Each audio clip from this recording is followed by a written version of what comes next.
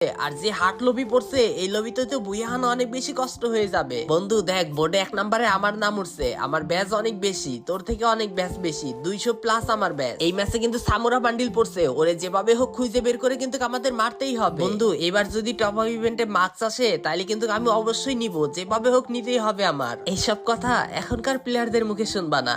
একটা সময় প্রত্যেকটা প্লেয়ার মার্কসের অপেক্ষায় বসে থাকতো, নতুন নতুন মার্কস কখন গেমে আসবে। প্রত্যেকটা প্লেয়ারই মার্কস পরাইয়া গ্রুপে দাঁড়াই থাকতো, এখন কিন্তু কেউ মার্কস পরে না, সবার ব্যাচও থাকে 2000 3000। এখন আর সেই লবিতে গেলে বোটও পাওয়া যায় না। আগে ওই মিশন কমপ্লিট করে 200 250 ব্যাচ নিয়ে বোর্ডে নাম তুলতে পারলেই কতই না খুশি হইতাম। থাক এইসব আবেগী কথা বইলা কোনো লাভ নাই। সবশেষে তোমরা এখন যারা গেম খেলা শুরু করছো, আমরা তখন থেকেই বাদ দিয়ে দিছি। ওই ভালোবাসি তো গেমটারে, তাই একেবারে ছাড়তে পারি না, মোবাইলে রাইখাই দিছি। কিন্তু ওইভাবে আর সবাই মিলে মজা করে খেলা হয় না। যাই হোক, কত সাল থেকে ফ্রি ফায়ার গেমটা খেলতেছো ভিডিওর কমেন্ট সেকশনে জানাই দিও। আর